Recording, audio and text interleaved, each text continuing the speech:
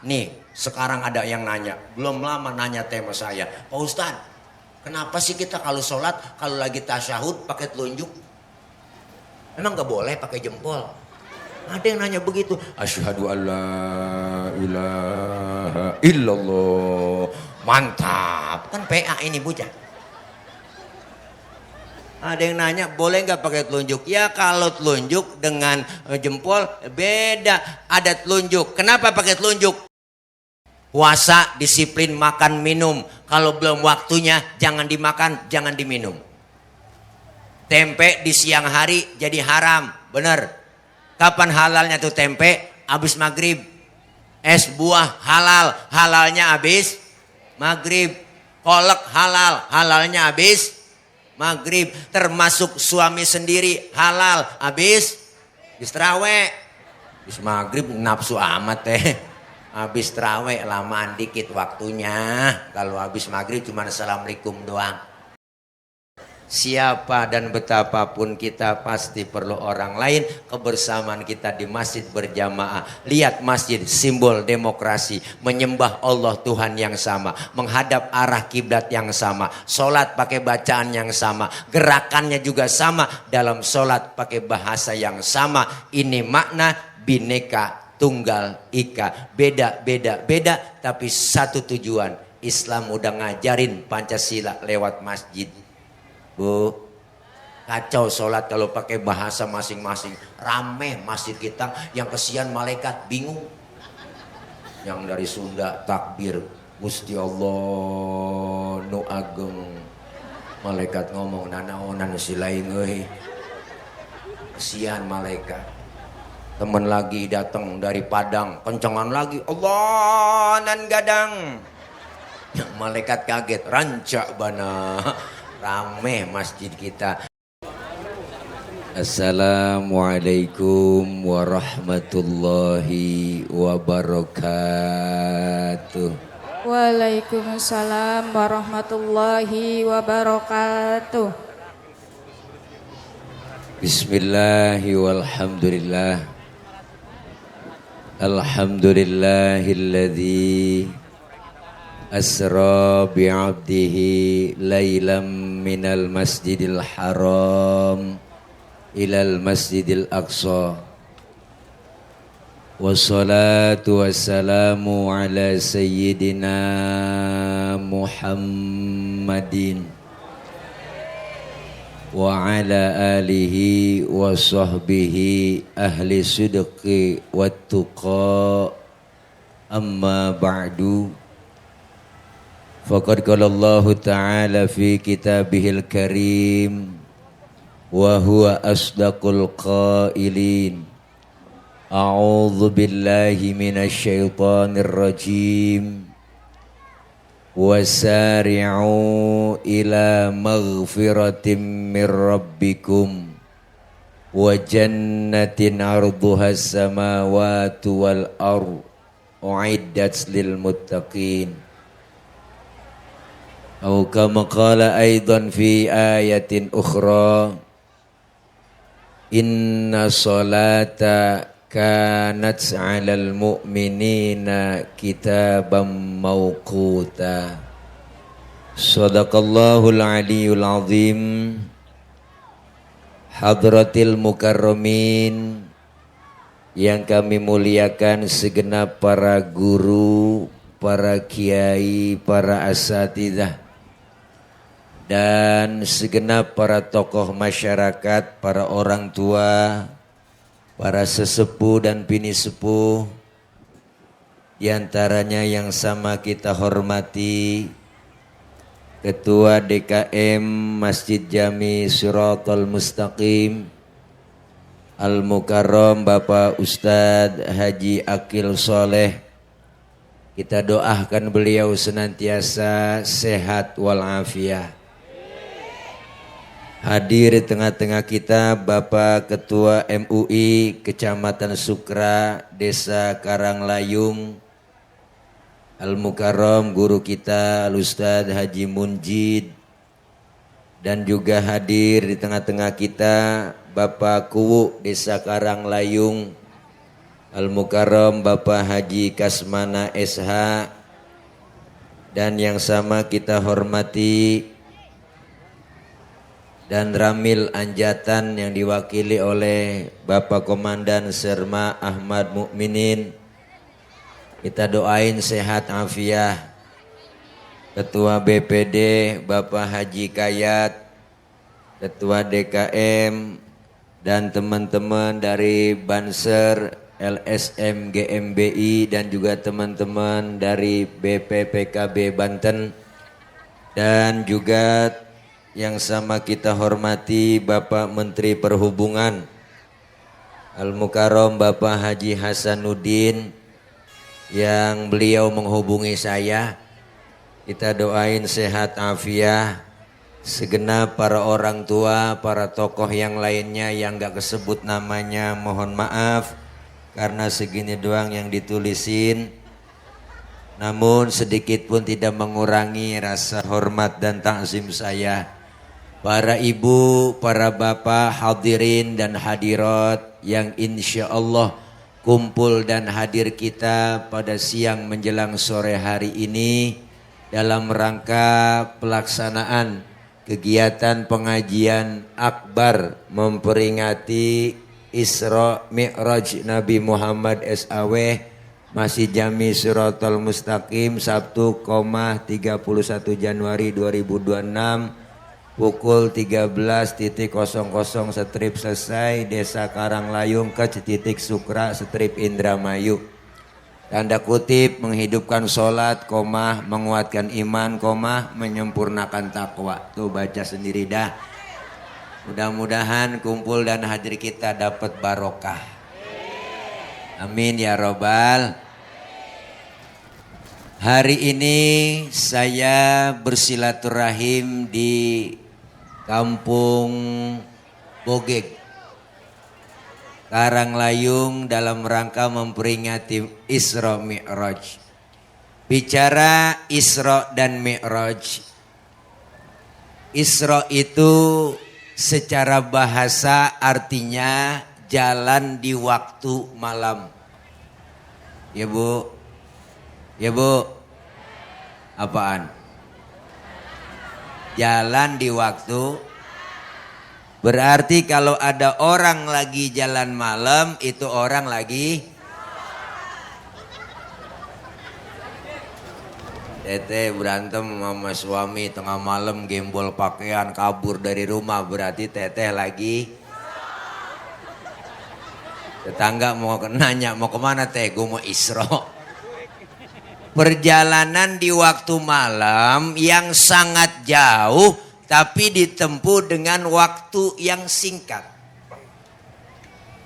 Kok bisa Pak Ustadz? Iya dong. Kenapa? Karena Isra Mi'raj ini maunya Allah, bukan maunya Nabi. Jadi kalau Allah yang mau, nggak ada yang bisa ngalangin Teh. Nggak ada. Nggak ada. Isra Mi'raj ini maunya Allah. Dan ukurannya bukan ukuran otak. Kenapa Bang? Karena otak kita kekecilan buat nerima peristiwa sebesar Isra dan Mi'raj.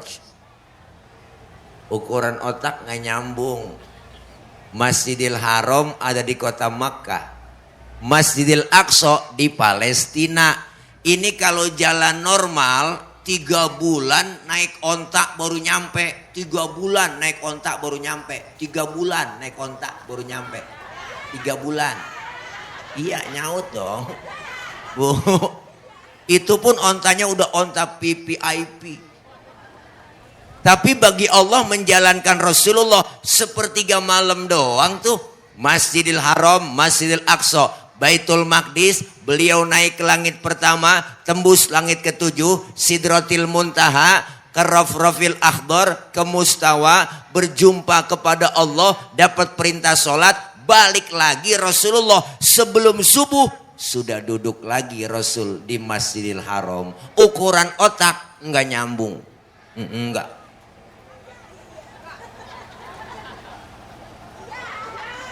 Ya Bu. Kenapa? Karena Isra Mi'raj ukurannya iman. Nih kita main otak-otakan nih. Nah ini ada bocah nih. Nah nih pasukan bocil. Nah 73 lari ini. Nih bocah. Nah tuh dia jalan. Tuh bocah ada emak ada bapaknya enggak? Ada enggak? Ada. Emak bapak sebab, anak akibat. Ya kan? Ada emak ada bapak, jadilah anak. Kalau kata otak. Tapi kalau kata iman, enggak begitu bang. Mana buktinya? Nabi Adam, bapaknya enggak ada, emaknya enggak ada. Tapi Allah mau. Jadi tuh Nabi Adam, ya kan? Siapa lagi? Nabi Isa, bapaknya enggak ada teh. Tapi emaknya ada. Allah mau. Jadi tuh Nabi Isa. Kenapa Siti Maryam bisa hamil padahal nggak punya suami? Itu mukjizat Allah yang mau. Bunting Siti Maryam. Sekarang juga banyak perempuan yang nggak mau ngalah kayak Siti Maryam. Bukan di Bogeg, bukan di luar negeri, luarnya lagi dah. Ya Bekasi dah. Ya Bu. Jadi Isra Mi'raj maunya Allah. Kalau Allah yang mau, nggak ada yang bisa halangin. Idza aroda syai'an ayyaqula lahu. Kalau Allah berkehendak jadi, maka jadilah. Maka Isra Mi'raj adanya maunya Allah. Berarti sesuai tema menghidupkan sholat, menguatkan iman. Bu, percaya dengan Isra Mi'raj? Berarti kita punya iman. Maka selesai Isra Mi'raj, yang beriman makin mantap, yang setengah-setengah nggak jadi beriman, yang kafir mungkinan kafir. Kenapa? Lihat buktinya. Pulang Isra Mi'raj Rasulullah Bu sebelum subuh udah duduk di Masjidil Haram. Ngapain duduk? Bengong Rasulullah. Apa yang dipikirin? Kalau gue ceritain ke umat takut gak percaya. Kalau gue ceritain ke sahabat takut gak nerima. Rasulullah rada-rada galau, bete ibu. Lagi galau bengong begitu, datang rombongan Abu Jahal, Abu Lahab dan abu-abu yang lain. Beserta termasuk Abu Janda kali ya. Datang nyamperin Rasulullah. Ditanya Rasulullah, "Hei Muhammad, dari mana ente?" "Saya habis Isra Mi'raj, dijalankan Tuhan saya Allah dari Masjidil Haram ke Masjidil Aqsa. Tembus 7 lapis langit, ketemu Tuhan saya, Allah dapat perintah sholat." Nah sekarang ente udah duduk di sini lagi. Iya. Yang bener ente ngomong, bener. Oh Muhammad udah PA. Nih rombongan Abu Jahal ngomongnya. Muhammad udah gila, Muhammad stres. Nggak mungkin ente bisa tembus 7 lapis langit. Sekarang buktiin, ente berdiri. Rasulullah suruh berdiri Bu. Berdiri Rasul. Sekarang kau angkat kakimu sebelah. Diangkat sebelah sama Nabi. Bisa berdiri? Bisa dong. Angkat lagi sebelah. Lah jatuh saya. Nah begitu aja ente jatuh, bagaimana tembus 7 lapis langit? Sekarang udah jangan didengerin Muhammad. Muhammad bikin hoak. Wah rombongan Abu Jahal, Abu Lahab langsung memprovokasi sahabat Nabi yang namanya Sayyidina Abu Bakar. Abu Bakar, kenapa? Temen lu nama Muhammad udah PA. Kenapa? Kata dia habis dijalankan sama Tuhannya, tembus 7 lapis langit, ketemu Tuhannya, dapat perintah sholat. Siapa yang ngomong? No, temen lu Muhammad. Apa kata Sayyidina Abu Bakar? Dengerin semuanya.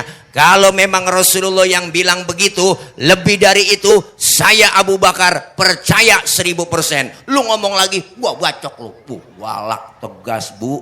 Masya Allah. Maka Sayyidina Abu Bakar dapat julukan As-Siddiq yang membenarkan Rasulullah Isra dan Mi'raj.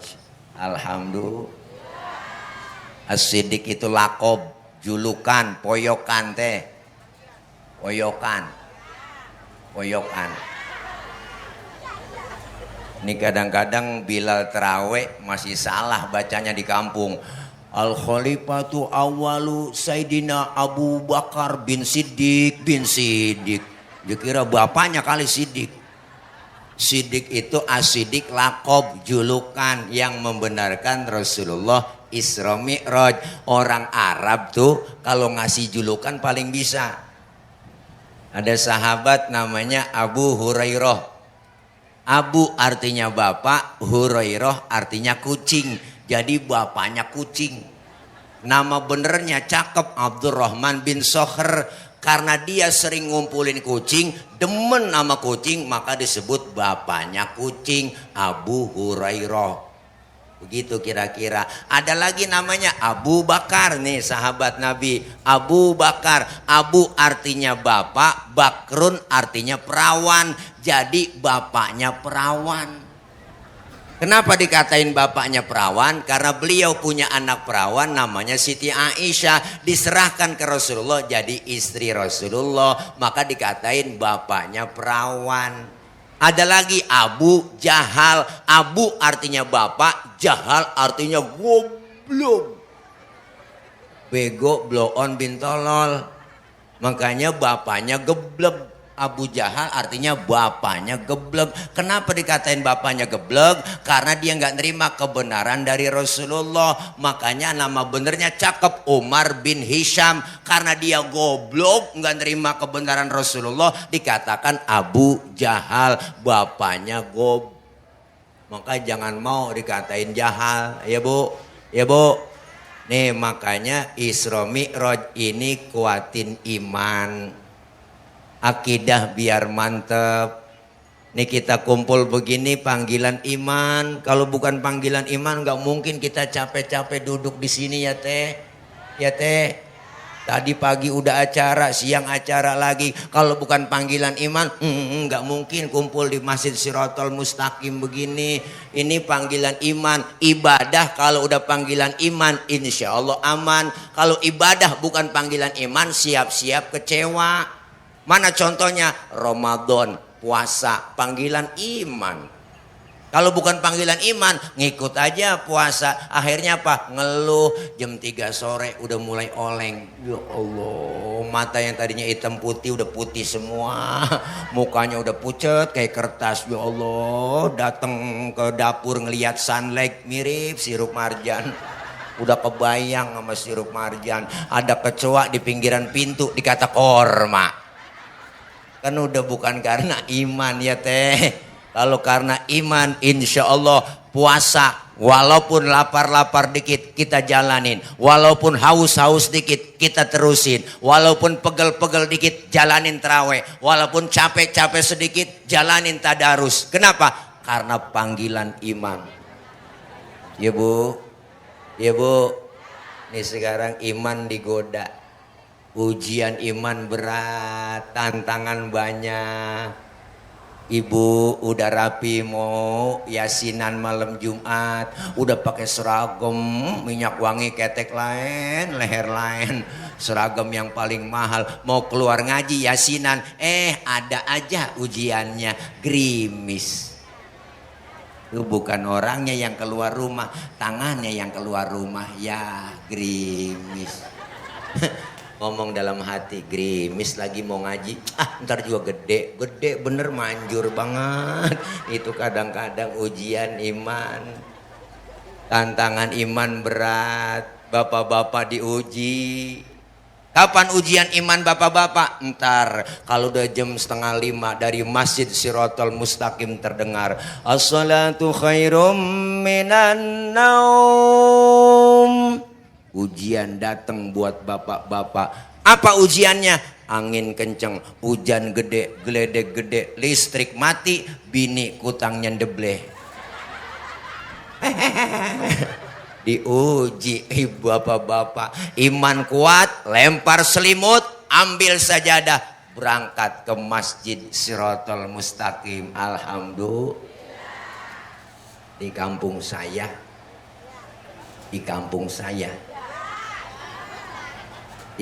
saya, kalau udah 3:30 itu marbot udah nyalain speaker, baca tarhim. Salatu wassalamu alaik ya imam al-mujahidin ya Rasulullah.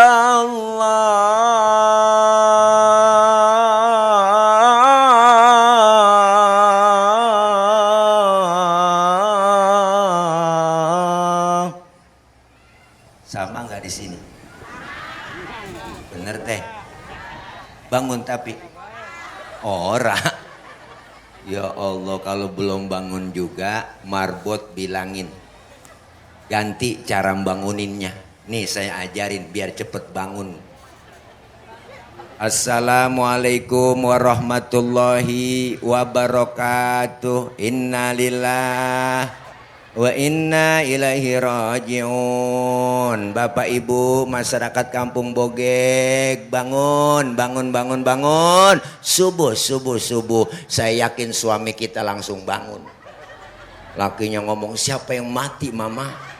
Bininya ngomong, lu bang yang mati kagak bangun-bangun. Makanya ibu subuh suami kita bangunin ya. Suami kita kalau subuh bangunin ya.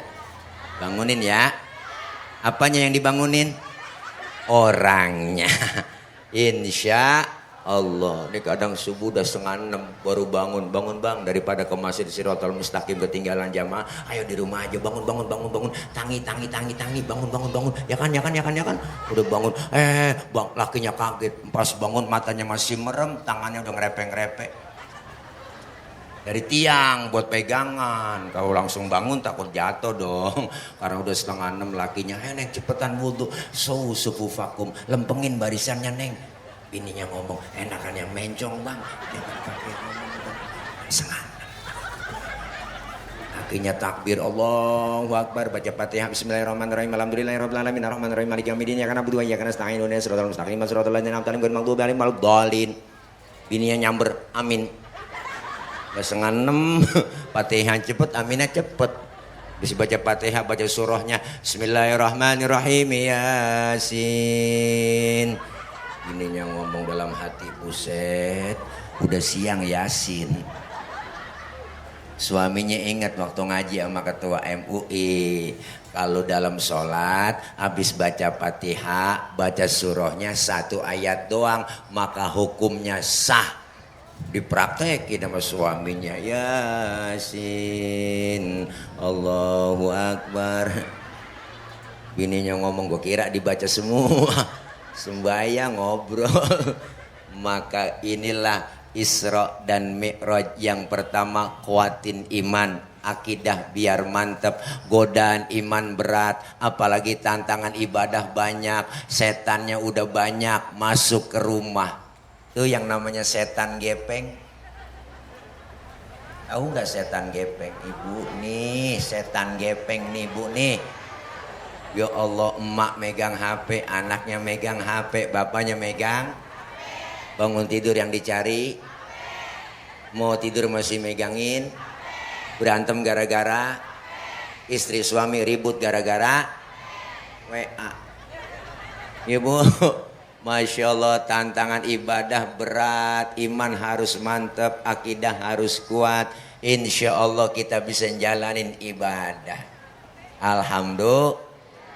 Rasulullah singkat cerita pulang Isra Mi'raj, dapat perintah sholat dari Allah. Awal perintahnya 50 waktu. Pulang Rasulullah dari Isra Mi'raj perjalanan. Di jalan ketemu dengan Nabi Musa. Ditanya oleh Nabi Musa, Muhammad dapat perintah apa dari Allah? Sholat. Nabi Musa, berapa? Gocap. Nabi Musa kaget, yang bener. Masa iya gocap? Umat lu lain sama umat gua Muhammad. Umat lu gua mah gede-gede nih, kokor-kokor tinggi-tinggi, minumnya susu, madu lah, pokoknya jago-jago. Umat lu gua liatin kecil-kecil, kurus-kurus, tenggeng-tenggeng, kuntet-kuntet, makan genjer doang makangkung. Nggak mungkin sanggup 50 waktu. Balik. Balik kemana sih Nabi Musa? Balik sama Allah, minta diskon. Rasulullah balik karena sayang umat, diperjuangin kita ibu, mondar mandir, akhirnya tinggal 5. Udah tinggal 5 masih ketemu Nabi Musa. Udah berapa Muhammad? Tinggal 5 Nabi Musa. Kebanyakan masih umatmu nggak sanggup sholat 5 waktu. Balik minta korting. Rasulullah bilang, Nabi Musa kalau gue balik lagi emang muka gue muka tembok. Lah gue malu dong dari gocap sampai tinggal gotun. Dari 50 sampai tinggal 5. Biarin 5 gue rawatin, gue bawa pulang tuh Bu. Jangankan yang 50 kita. Ya kan yang 5 aja nih, yang 5 aja nih. Ini yang 5 aja nih, yang 5 aja nih ya Allah. Kadang-kadang zuhur kena asar terlepas. Asar ketangkep, maghrib lewat. Maghrib kena, isya lolos. Apalagi subuh. Maka ini sholat pelajaran buat kita. Apa itu sholat Pak Ustadz? Diatur dan dibaca dalam kitab, diajarkan kita. As-sholatu lughatan ad-du'a. Sholat menurut bahasa artinya doa. Berarti orang yang rajin sholat, rajin doa. Orang yang rajin doa, rajin minta. Mintanya bagaimana Pak Ustadz? Ada caranya? Ada. Fikih mengajarkan wa syar'an hiya aqwalun wa af'alun wa muftatahatun bitakbir wa muhtatamatun bitaslim. Salat menurut syara, ucapan dan gerakan dimulai dengan takbir, diakhiri dengan salam. Berarti sholat doa mintanya kudu pakai ucapan dan gerakan. Mintanya kudu ngomong. Kalau minta nggak ngomong ribet minta nggak ngomong ribet, minta nggak ngomong. Anak kita minta beliin motor, nggak ngomong sama bapaknya, tahu-tahu nyolek. Bapaknya bingung motor apa sepeda, mintanya nggak ngomong. Ibu minta beliin cincin sama suami, nggak ngomong lagi, tahu-tahu nyolek suami.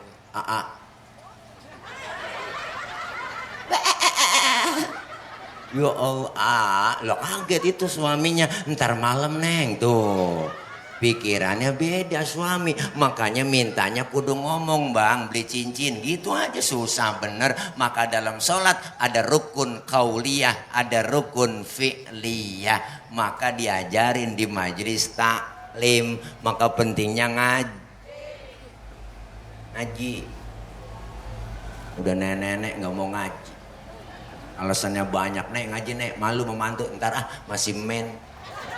Nenek men najong bener dah, ada nenek men. Ya Allah, emang apa sih mbak nggak ngaji? Ntar nungguin tua-tuaan. Ngaji kalau udah tua, kuping rada budek mata kurang awas. Diajarin sama guru setengah mati. Baca nek, innahu kana tawwaba. Kuping rada kurang denger. Innahu kawat tembaga. Nah, ini kadang-kadang begitu kalau udah tua, ribet udah. Wa man nu'ammirhu nunaqishu fil khalqi afala yaqilun. Siapa orang yang kami panjangin umurnya, kami kurangin bentuk kejadiannya. Sekarang udah terasa. Mata yang tadinya awas udah lamur, ya Bu. Pandangan udah kabur, kulit udah pada lentur, gigi banyak yang gugur, diajak ngobrol kadang ngelantur, dikit lagi makan cuma bisa membubur, dan digotong sebentar lagi masuk ke dalam.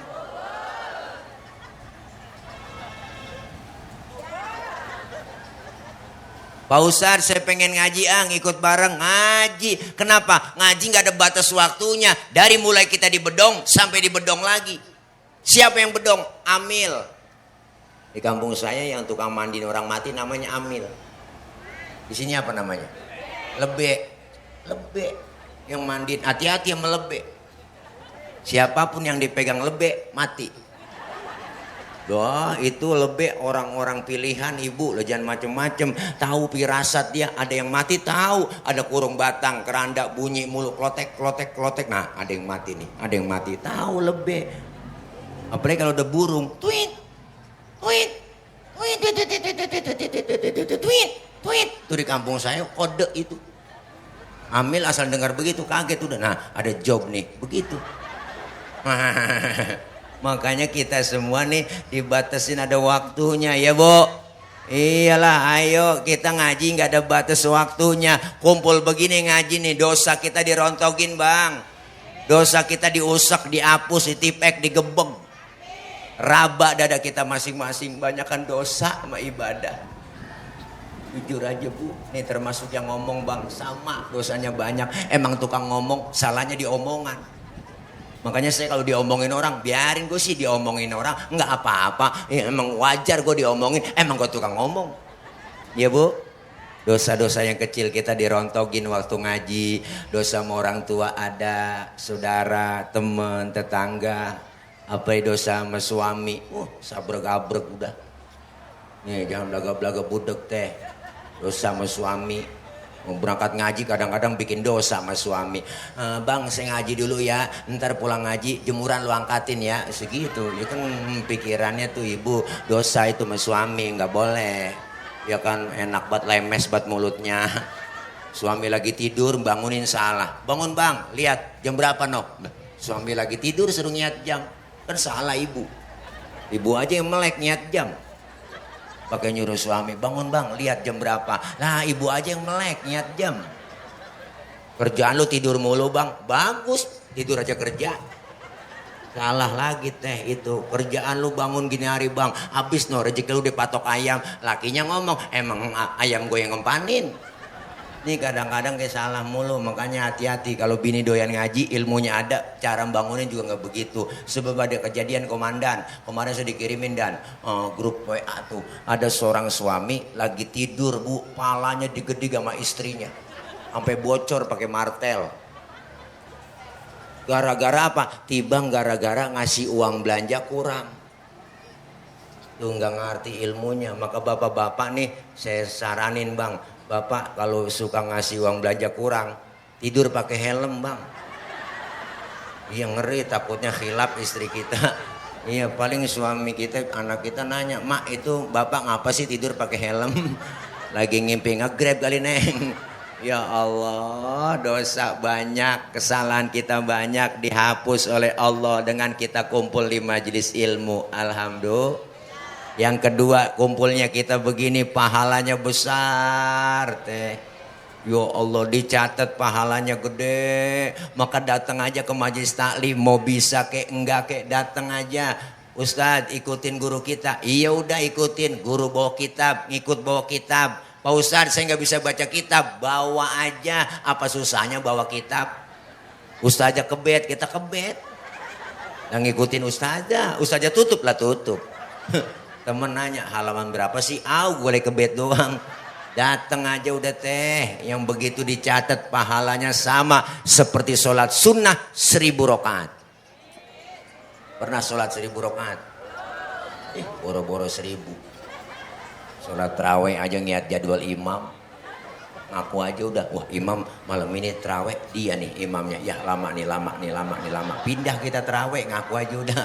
Apalagi yang 1000 tarawih aja niat jadwal imam kita. Imam yang paling cepet favorit udah. Nah gue demen nih. Kalau dia imam enak nih nggak pakai usolli lagi. Allahu Akbar boleh. Allahu Akbar boleh. Nenek di belakang gue nyungsep juga ini. Mana habis buka kekenyangan. Masya Allah Bu, pahalanya gede. Dicatat pahalanya sama seperti mensolatkan jenazah 1000 jenazah. Pahalanya sama seperti kita jenguk orang sakit 1000 orang sakit. Pernah nengokin 1000 orang sakit? Boro-boro, emang gak pakai modal. Nengokin orang sakit tuh minimal jeruk 2 kilo bawa. Tuh datang doang ke rumah sakit nengokin temen, gak bawa apa-apa. Temen lagi diimpus pakai ditanya, apa yang dirasa sih Ji? Yang sakit nyaut, enggak ada yang gue rasa-rasa. Lah kok begitu? Iyalah lu kemarin gak bawa apa-apa. Coba lu bawain jeruk kali gue rasa-rasain, ada asemnya, ada manisnya. Emang PA juga. Maka pahalanya gede ibu, ngaji nggak ada ruginya. Dicatat pahalanya sama seperti kita mensolatkan jenazah 1000 jenazah. Alhamdulillah. dosa kita dirontogin, pahalanya gede. Maka pentingnya kita ngaji, apalagi belajar ilmu tentang rukun syarat sholat, diajarkan di kitab. Bagaimana caranya? Fikih ngajarin. Rasulullah bilang, "Shollu kama ra'aitumuni usolli." Salatlah kalian seperti engkau melihat aku salat. Bagaimana tata caranya? Diatur di dalam kitab fikih.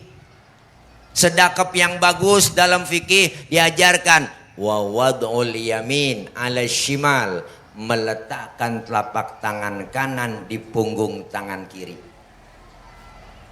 Naroknya jangan di atas dada, jangan di bawah pusar. Naroknya di bawah dada, di atas pusar, pas di tengah-tengah. Ibu perempuan sholat berdiri, kakinya harus rapet. Laki-laki lebar kakinya sejengkal aja, jangan lebih-lebih. Kenapa laki-laki sholat kakinya nggak boleh rapet? Kegencet. Bener ini teh, ya teteh emang gak ngerasain. Ada sesuatu yang ganjel dong. Iyalah, kesian lato-latonya. Diatur, perempuan sholat berdiri gak boleh kakinya bekangkang. Kalau ada angin dari bawah mau kena, seriwing-seriwing lah, masuk ke perapatan-perapatan. Ada aturannya. Orang sekarang ngajinya nggak mau, ngaji sama ustadz sama kiai nggak mau, buka kitab nggak mau. Apa pikirannya? Wah, udah nggak zaman. Sekarang Pak Ustadz ngaji pakai kitab. Sekarang udah ada internet, tinggal buka ketik di Google, nanya apa aja nemu. Makanya ngajinya mau Google doang. Ujung-ujungnya agama dikaitin sama akalnya. Yang nyambung dengan akal diikutin. Yang nggak nyambung nggak diikutin. Maka banyak sekarang orang pertanyaannya sok kritis dan pertanyaannya akal-akalan. Ya teh. Saya pernah ditanya, Pak Ustadz saya lagi sholat. Terus kentut. Batal nggak Pak Ustadz? Lah batal Pak Ul. Lu nanya pengetes gua. Bukan begitu tadi. Kalau udah batal saya mau sholat lagi. Kira-kira wudhu lagi apa enggak? Lah wudhu dong, udah batal. Terus lagi wudhu saya basuh muka enggak tat? Lah basuh. Pertanyaannya banyak. Itu dia inti pertanyaan saya sama Ustadz. Gak masuk akal Pak Ustadz. Masa yang kentut pantat, yang dibasuh muka? Yang nanya begitu teh. Kacau kan? Saya nggak jawab, saya balik nanya ke dia. Lu kalau kentut yang malu muka lu apa pantat lu? Muka saya Ustadz malu. Nah muka lu dicebokin. Ini kadang-kadang aneh, orang pertanyaan akal-akalan doang. Pak Ustadz saya ngirim Fatihah buat yang meninggal dunia. Apakah Fatihah saya sampai? Ada yang nanya begitu teh. Jangan dijawab kalau ada yang nanya begitu bang. Balik lagi tanya ke dia. Apa tanyanya? Lu ngirim Fatihahnya kapan? Kemarin tadi saya kirim. Nah terus Fatihah yang lu kirim balik pulang apa enggak? Lah enggak lah tad. Masa Fatihah balik pulang? Kalau enggak balik pulang berarti nyampe. Orang lu kirim enggak balik-balik. Lu nggak pakai ongkir sih. Kalau nggak percaya mati dulu di atas kuburan gue bacain Fatihah. Kalau nggak nyampe lu miss call dari dalam. Artinya apa? Sekarang banyak orang akal-akalan doang. Yang lebih parah nih. Sekarang ada yang nanya. Belum lama nanya tema saya. Pak Ustadz, kenapa sih kita kalau sholat kalau lagi tasyahud pakai telunjuk? Memang nggak boleh pakai jempol. Ada yang nanya begitu. Asyhadu alla ilaha illallah. Mantap. Kan PA ini bocah. Ada yang nanya boleh nggak pakai telunjuk? Ya kalau telunjuk dengan jempol beda. Ada telunjuk. Kenapa pakai telunjuk? Ini telunjuk ada urat yang langsung masuk ke dalam hati. Maka cium tangan sama orang tua, sama guru. Lempengan ini kecium nih. Bila perlu bolak-balik itu nyetrum ke hati orang tua, ke hati guru, didoain dari dalam hati orang tua dan guru kita. Anak sekarang tuh banyak nyalain teh. Cium tangan gak dicium, tangan emaknya diambil, ditempelin di jidat. Kebanyakan begitu kan? Tangan bapaknya diambil, ditempelin di pipi. Padahal disuruhnya dicium. Karena telunjuk ini ada urat yang ke hati. Maka selesai doa tasyahud, innaka hamidum majid, ditambahin doanya, ya muqallibal qulub Tsabbit qalbi ala dinik wa ala ta'atik. Tuh tambahan doanya. Kenapa nggak boleh pakai jempol? Karena jempol ada urat yang jurusannya langsung ke kemaluan. Maka orang tua dulu paham. Dulu masih kecil kita, gue lihat neng jempol lu. Nah kalau gede berarti barang lu gede. Tuh begitu orang tua dulu. Itu ada jurusannya ke hati. Beda nih kalau jempol ke kemaluan. Maka disuruhnya kita diajarin ngaji di majelis ilmu. Nanya. Hukum Islam tuh gampang. Tapi jangan digampang-gampangin. Nih ibu-ibu. Dimana-mana pengajian paling banyak emak-emak bang. Emak-emak Senin, Selasa, Rebo, Kamis, Jumat pengajian gabungan PKK, belum lagi bulanan BKMT. Seragamnya banyak, kuning, hijau, abu-abu, merah muda, ya kan 2 kali bayar, 3 kali bayar, ya kan ngaku aja jujur udah. Iya nggak apa-apa buat semangat ya teh. Iyalah. Saya tanya sama ibu-ibu yang suka ngaji, air kencing najis nggak bu? Najis. Air sperma najis nggak? Hah? Ayo. Air kencing? Air sperma tidak najis. Pertanyaannya, kenapa setiap keluar sperma diwajibin mandi hadas besar padahal sperma tidak najis? Kenapa setiap kita habis kencing tidak diwajibin mandi hadas besar padahal air kencing najis? Terima pakai iman. Akal main. Yang najis aja nggak perlu mandi hadas besar Pak Ustadz, apalagi yang nggak najis. Atau sebaliknya, yang nggak najis aja kita disuruh mandi hadas besar, apalagi yang najis. Akal main, jawabnya pakai ilmu. Mana jawabannya? Andaikan saja ibu setiap kita habis kencing diwajibin mandi hadas besar. Sehari semalam kita 10 kali kencing. Kira-kira ampek pilek meriang nggak teh? Lah apalagi musim hujan begini, beser mulu, habis beser mandi, ya kan? Kira-kira sakit meriang nggak?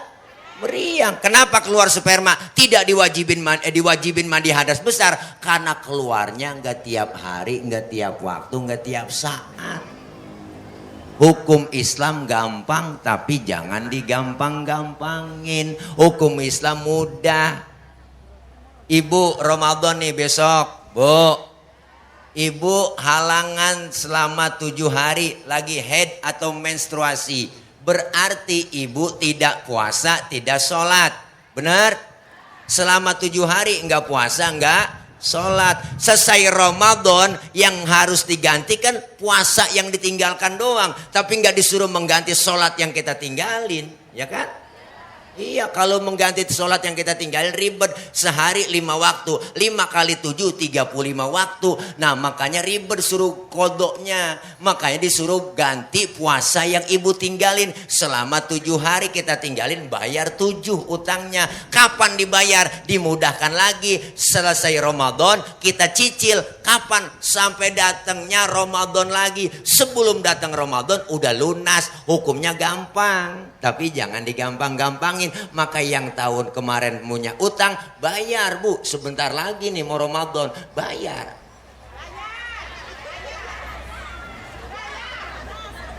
Masya Allah, hukumnya gampang, jangan digampang-gampangin. Maka ngaji.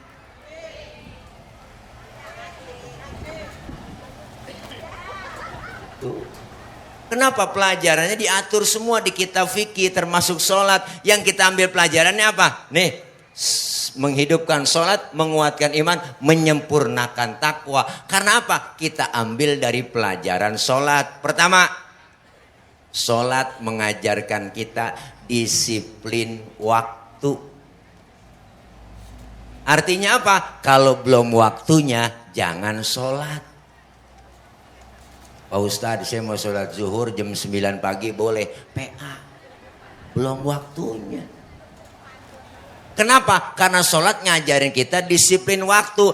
Inna sholata kanat 'alal mu'minina kitabam mauquta. Sesungguhnya sholat buat orang mukmin itu udah ditentukan waktu-waktunya. Ada zuhur, asar, maghrib, isya, subuh diatur. Maka kenapa kita disiplin waktu? Kita semua lagi dibatasin waktu, hidup lagi jalanin waktu. Nih kita semua ada batas waktunya teh.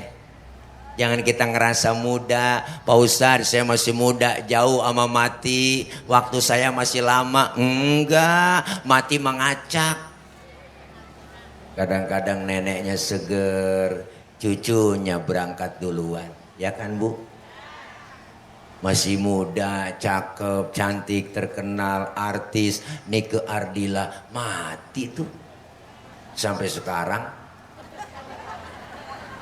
Alda Risma, Sukma Ayu, Poppy Mercury, masih pada perawan, mati teh. Mubazir tuh orang bang, si perawan mati. Haji Mas Said kenal teh. Artis, anggota dewan, Masya Allah ganteng keren, 40 tahun kena jantung. Kenalkan Haji Mas Said, lakinya Angelina Sondak, temennya nyusul Ricky Joe penyiar bola 40 tahun juga kena jantung. Budi Anduk artis 40 tahun. Ade Namnung temennya Budi Anduk badannya gede gemuk 38 umurnya, mudaan 2 tahun. Nyusul lagi Jupe Julia Perez, kenal Jupe kan? 37 umurnya bang. Ya Allah, Jupe 37 mati. Ada yang komentar di Facebook, kenapa Jupe meninggal? Karena begitu berat membawa beban. Gede emang saya lihat bebannya. Beban hidup, teteh pikiran najong dah. Beban hidup ya Allah, dia kan pacaran sama Gaston dihianatin mulu kan, ya kan. Banyak kan engkau sendiri bisa ya kan, berobat juga penyakitnya ya kan ya Bu ya. Ya Allah, 37. Nyusul lagi artis masih mudaan lagi, Olga 32 deh. Muda lagi Olga. Asraf, kenal Asraf? Lakinya BCL. Ganteng keren. Kena jantung 40 tahun. Meninggal 18 Februari 2018. Orang saya tulis supaya gampang ngapalin masa idahnya BCL waktu itu. Keduluan saya.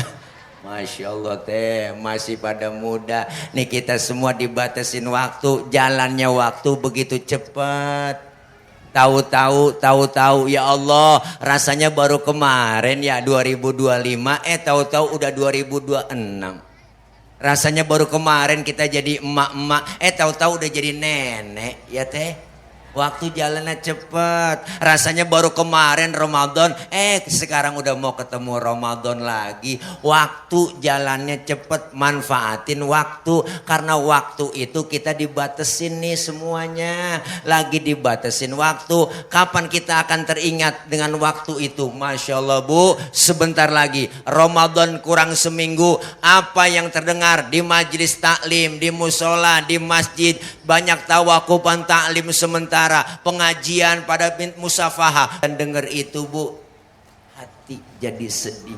Air mengucurkan mata, air mata kita keluar Ibu. Apa yang teringat? Orang yang tersayang, orang yang terdekat dengan kita, ibu bapak kita, saudara kita. Kita berpikir ya Allah, tahun kemarin mereka masih taraweh bareng dengan saya, tapi mereka sekarang nggak taraweh bareng lagi. Tahun kemarin masih buka puasa bareng, masih sahur bareng, masih tadarus bareng, tapi tahun ini mereka enggak bareng lagi ngikutin itu semua. Kenapa? Karena mereka sudah dibatasin waktu oleh Allah. Beruntung kita yang masih hidup, yang dikasih kesempatan oleh Allah berjumpa dengan Ramadan. Bu,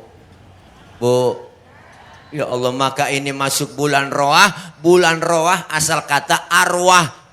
Kenapa? Maka disuruhnya kita roahan, ngirimin doa buat mereka, orang-orang tua kita, keluarga kita, saudara kita yang sudah meninggal dunia.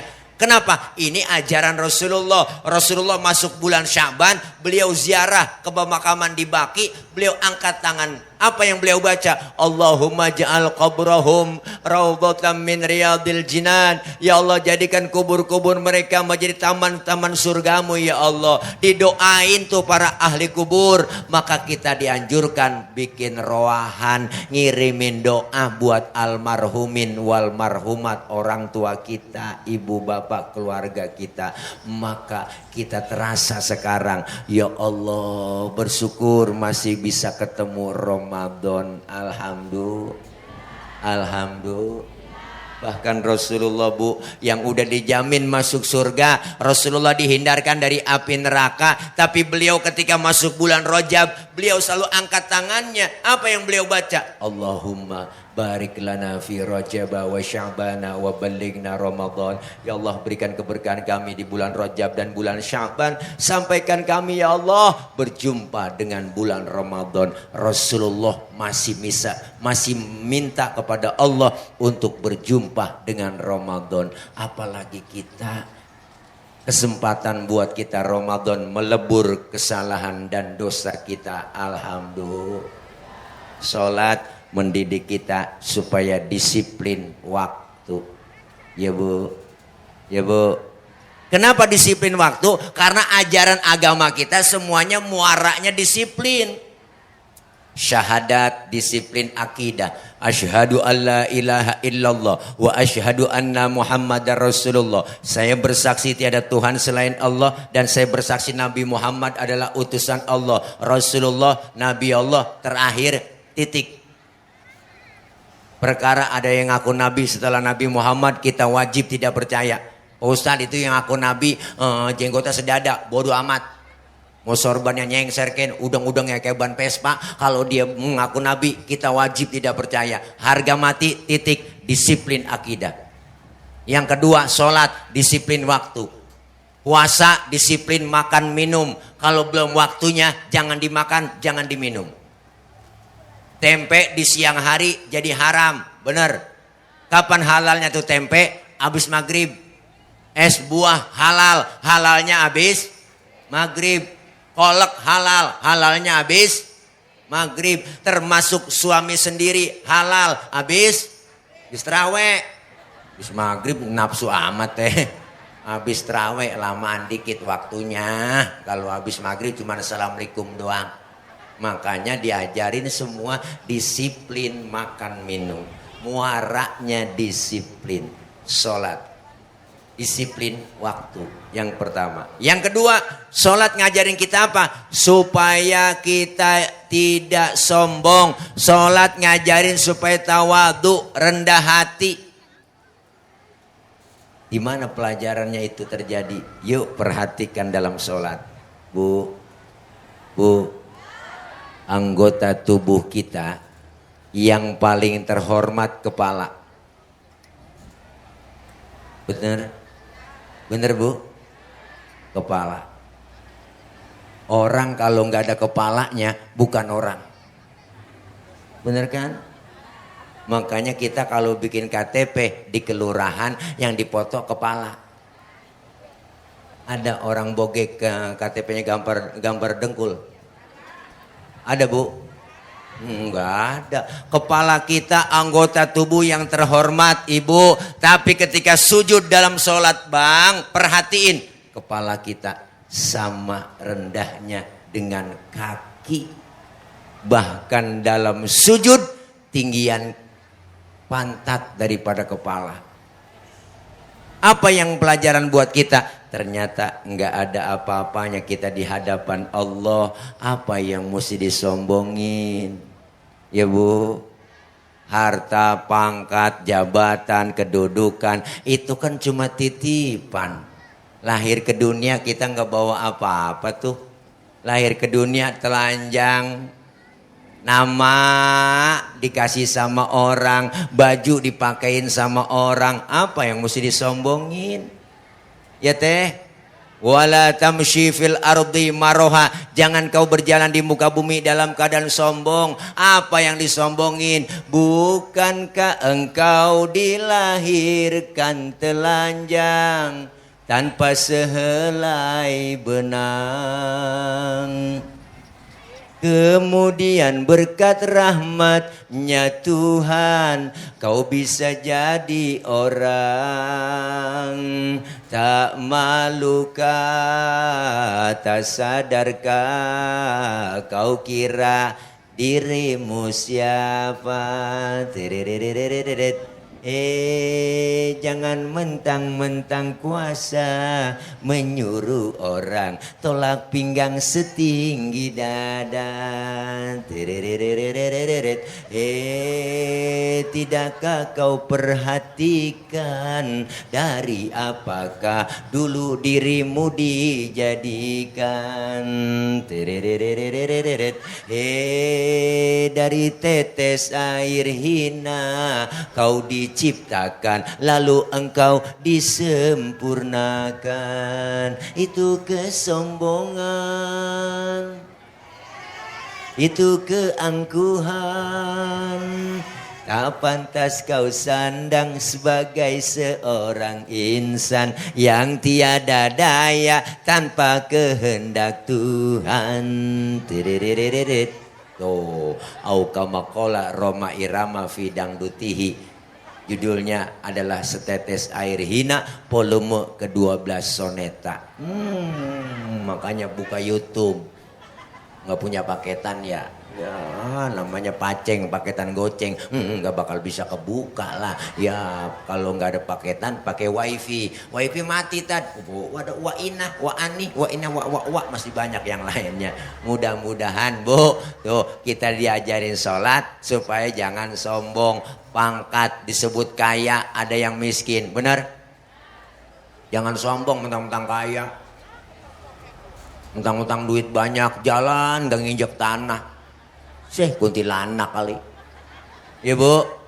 Iya udah kaya sombong, pelit lagi, medit, koret, buntut gasiran, pantat kuning, bol nontot. Udah parah itu makhluk.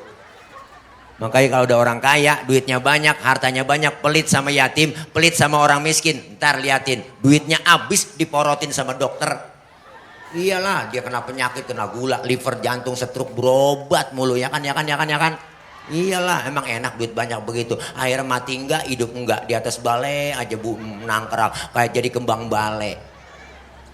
Makan disuapin, cebok dicebokin. Ya Allah enggak enak duit banyak begitu. Apalagi pagi dijemur pakai kursi roda. Didorong, dimasukin lagi 8:30. Besok didorong lagi, dijemur. Masukin lagi. Anaknya jemur lupa ngangkat. Ya Allah, main game aja anaknya. Saking asiknya main game lupa ngangkat dia. Pas 11:30 baru ingat, ya Allah bapak belum diangkat, belum dimasukin. Akhirnya bapaknya uled, kering jadinya dia. Na'udzubillah min. Maka jangan disebut pejabat, jangan sombong. Ada rakyat ya Bu. Jangan mentang-mentang udah jadi genteng lupa sama tiang. Ya kan. Mentang-mentang genteng pakai ngomong, tiang lu mah enak di bawah, hujan gak kehujanan, panas gak kepanasan, gua nih di atas, hujan kehujanan, panas kepanasan, kadang-kadang bocah bangor gua ditimpukin, pecah gua, kata genteng. Kan tiang bisa ngomong, Teng lu jangan sembarangan ngomong, ya kan. Lu bisa di atas tuh gara-gara gua yang nopang di bawah, kalau gua miring lu jatuh Teng. Tuh kita himbau kepada para genteng, jangan sombong sama tiang ya Bu. Ada atasan pasti ada bawahan. Nggak mungkin ada atasan kalau nggak ada bawahan. Ibu pakai baju atasan doang. Ayo kagak ada bawahannya bagaimana? Itu aja contohnya dah. Makanya kita saling menghormati. Jangan sombong, semua titipan dari Allah. Jadi pejabat jangan sombong, jadi rakyat apalagi. Kaya jangan sombong, miskin apa yang mau disombongin. Maka jangan sombong. Yang kedua. Yang ketiga, sholat ngajarin kita supaya apa? Selesai sholat, salam ke kanan, salam ke kiri. Pelajaran buat kita. Apa pelajarannya Pak Ustadz? Dalam hidup bermasyarakat kudu tengok kanan tengok kiri. Hidup enak adanya orang lain. Ya Bu. Jangan ngerasa hebat sendiri, pinter sendiri, kaya sendiri. Apa ntar mati berangkat sendiri? Enggak dong, semua kita perlu bantuan orang. Saya ngomong begini di panggung karena ada ibu bapak yang dengerin. Ibu bapak menghadapnya ke panggung. Kenapa? Ada yang didengerin. Kita hidup saling perlu.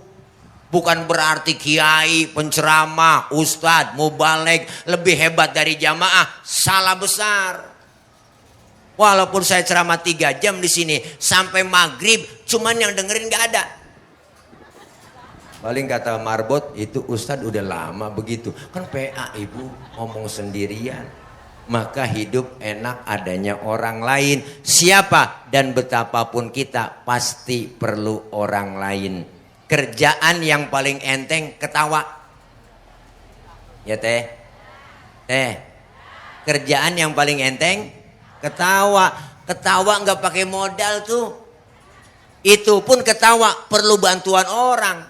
Hati-hati kalau udah bisa ketawa sendirian. Lah perlu dicurigain. Lah kudu dibawa ke grogol. Maka ini pentingnya kita melaksanakan sholat berjamaah. Supaya apa? Tengok kanan, tengok kiri. Hidup enak adanya orang lain.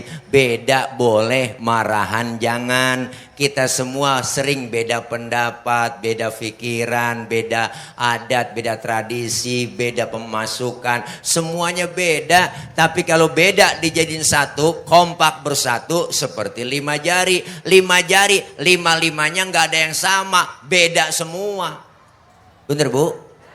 Ada jempol, ada telunjuk, jari tengah, jari manis, kelingking. 5-5-nya beda. Kompak bersatu, mukul bisa, nampar bisa. Coba-coba makan pakai jempol doang. 3 hari belum kelar. Nampar pakai telunjuk nggak sakit nggak. 5-5-nya ada simbol dalam bermasyarakat. Jempol simbolnya pejabat. Siapa dia? RT, RW, lurah, camat, bupati, wali kota, gubernur, menteri, presiden, jempol. Kerjaan kalau udah dijempolin pemerintah, cakep. Yang ini telunjuk, simbol orang kaya. Orang kaya simbolnya telunjuk. Kenapa? Karena kalau udah kena nunjuk, rapi semua urusan. Bang, musolah bangun di sono ya. Tuh kalau orang kaya yang nunjuk, rapi musolah. Coba-coba yang miskin nunjuk sembarangan. Enggak model lu ditekuk orang. Lah orang kaya mah beda bu bang. Orang kaya duduk nih. Lagi duduk bareng sama temennya. Terus orang kaya kentut. Pret. Temennya sebelah ngomong. Waduh bapak sehat. Alhamdulillah pak sehat ya pak ya. Udah bisa kentut. Orang kaya. Tapi orang miskin kalau kentut sembarangan lain lah. Bu hati-hati dibully kita habis. Setan lu, bawa bangke lu, nggak punya adab bener lu, kentut sembarangan, pindah pinggir kali, diusir. Makanya orang kaya telunjuknya manjur. Tuh yang ini siapa? Jari tengah simbol TNI, Polri, polisi, TNI. Nih Polri, TNI nih komandan kita. Jari tengah, kenapa di tengah? Netral, kesono enggak, kemari enggak. Netral, tengah-tengah ya dan ya, netral. Enggak kesono, enggak kemari, netral. Makanya beliau enggak berpolitik, netral ya kan netral. Ya bu. Tuh, yang ini jari manis. Siapa dia? Simbol anak muda. Masa muda, masa yang paling manis, biar buntung tetap namanya jari manis. Yang ini kelingking, siapa dia? Simbol kaum perempuan. Nih, Dharma wanita, the power of emak-emak. Kelingking dia bang, kecil tapi antep. Dan macem-macem sama kelingking. Nih, kemana aja masuk, fleksibel dia. Ke hidung masuk, ke kuping masuk.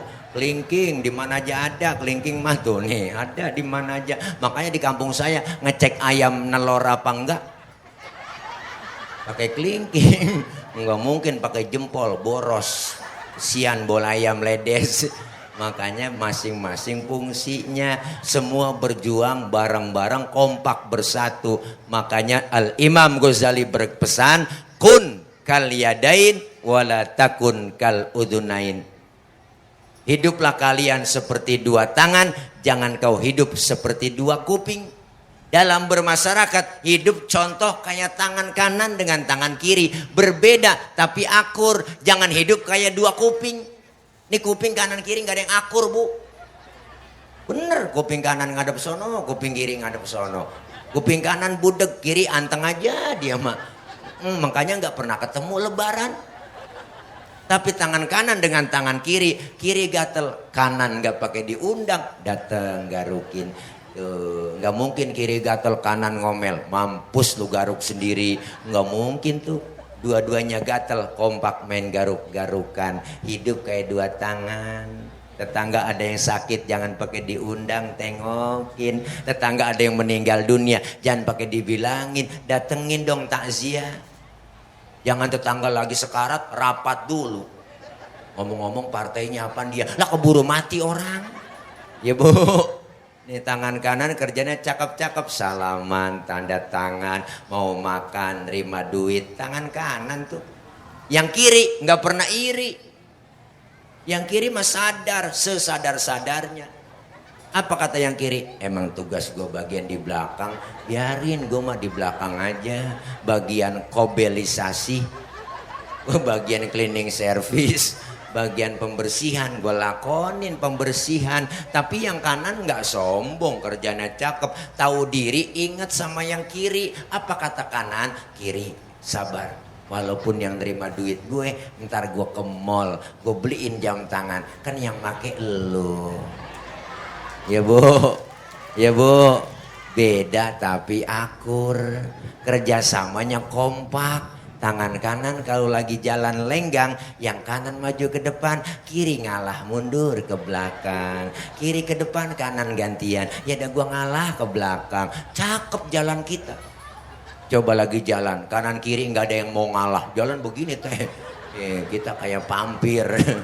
Namanya statis, jumud, beku, nggak pernah maju-maju. Yuk kita pengen jaga kebersamaan, kekompakan. Masjid Shirathul Mustaqim simbol demokrasi kita umat Islam.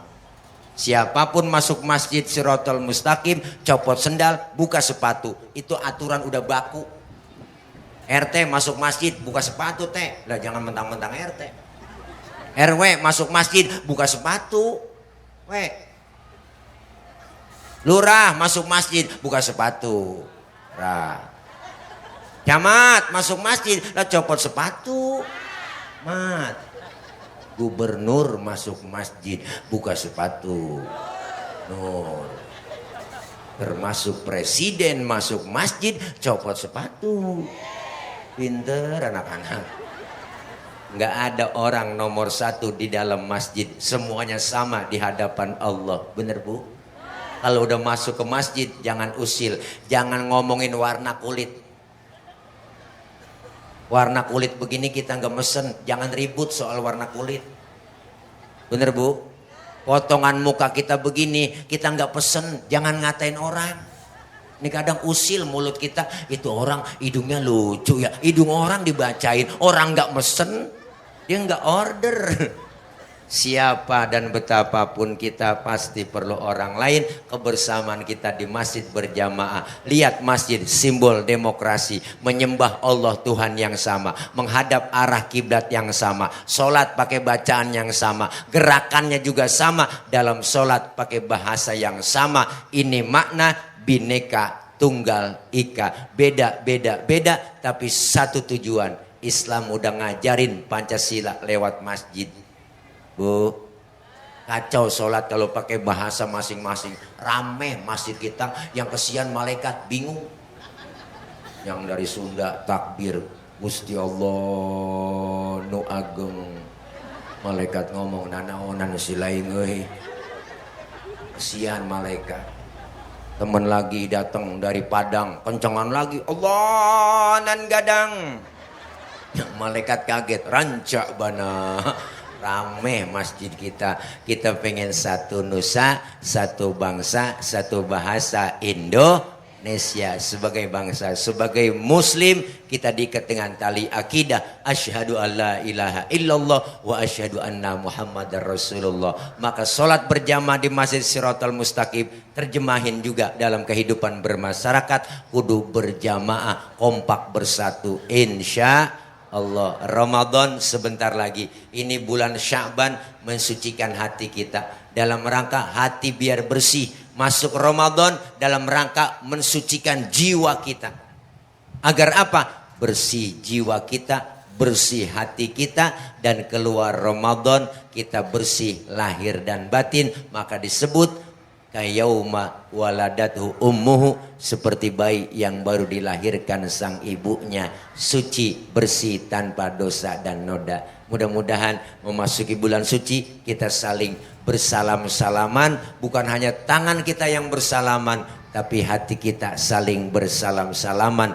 Bersihkan dosa kesalahan kita di antara kita, bermusafahah, minta maaf, banyak silaturahim dengan yang hidup dan juga silaturahim dengan yang sudah tiada. Maka kita pengen roahan ngirimin doa buat almarhumin wal marhumat. Insyaallah masuk Ramadan sehat afiat, Allah kasih panjang umur, Allah berikan kekuatan, Allah kasih duit yang banyak, dikasih rezeki yang halal, yang barokah, sehingga khusyuk dalam menjalankan ibadah Ramadan, dan kita dapat titel predikat dari Allah, la'allakum tattaqun, mendapat titel orang-orang yang beriman dan bertakwa. Amin ya robbal. Bismillahirrahmanirrahim. Wa'afani karim, wa'afani karim, wa'afani karim. Ya arhamar rahimin, ya arhamar rahimin, ya arhamar rahimin. Alhamdulillahi rabbil alamin. Allahumma salli ala Muhammad, Allahumma salli ala Muhammad, Allahumma salli ala Muhammad. Allahumma taqabbal minna innaka antas samiul alim, wa tub alaina innaka antat tawwabur rahim. Allahumma ighfir lana dhunubana wa liwalidina warhamhum kama rabbawna shighara. Allahumma ij'al jam'ana hadza jam'an marhuma wa tafarruqana min ba'dihi tafarruqan ma'suma. Allahumma ij'al jam'ana hadza jam'an mashkura wa tafarruqana min ba'dihi tafarruqan maghfura. Allahumma barik lana fi Rajaba wa Sya'bana wa ballighna Ramadan. Allahumma barik lana fi Rajaba wa Sya'bana wa ballighna Ramadan. Allahumma barik lana fi Rajaba wa Sya'bana wa ballighna Ramadan. Allahumma balligh maqasidana faqdi hajatina wa nawwir qulubana washrah sudurana wa tammim mashru'atina wa barik auladana wa arzaqana wa udumana wa kullama a'taitana bifadlika ya akramal akramin. Allahumma inna nas'aluka al-afwa wal afiyah wa nas'aluka tamamal afiyah wa nas'aluka ad-dawamal afiyah wa nas'aluka syukra 'alal afiyah wa nas'aluka al-ghina 'anil nas. Ya Rabbi bil Mustafa balligh maqasidana waghfir lana ma madha ya wasi'al karami. Rabbana atina min ladunka rahmatan wa hayyi' lana min amrina rasyada. Rabbana ya Allah atina fid dunya hasanah wa fil akhirati hasanah wa qina adzabannar wa adkhilnal jannata ma'al abrar. Ya Azizu ya Ghaffaru ya Rabbal Alamin. Wa sallallahu ala sayyidina Muhammad wa ala alihi wa sahbihi wa sallam. Subhana rabbika rabbil izzati amma yasifun. Wassalamun alal mursalin. Walhamdulillahi rabbil alamin. Qabul. Terima kasih. Taqabbalallahu minna wa minkum taqabbal ya karim. Ibu bapak hadirin jamaah, mohon maaf banyak kurang, banyak kesalahan. Hati-hati di jalan, yang sudah di hati kapan jalan-jalan. Terima kasih. Mohon maaf banyak kurang, banyak kesalahan. Akhir kalam, wallahul muwaffiq ila aqwamit thoriq. Wassalamualaikum warahmatullahi wabarakatuh. Waalaikumsalam warahmatullahi wabarakatuh.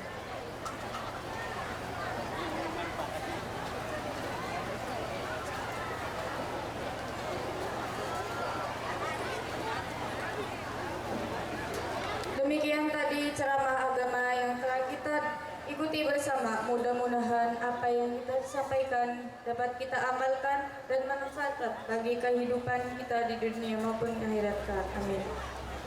Saya selaku pembawa acara mengucapkan terima kasih atas perhatian hadirin sekalian, serta mohon maaf apabila selama memandu acara terdapat kekurangan. Wabillahi taufiq wal hidayah. Wassalamualaikum warahmatullahi wabarakatuh.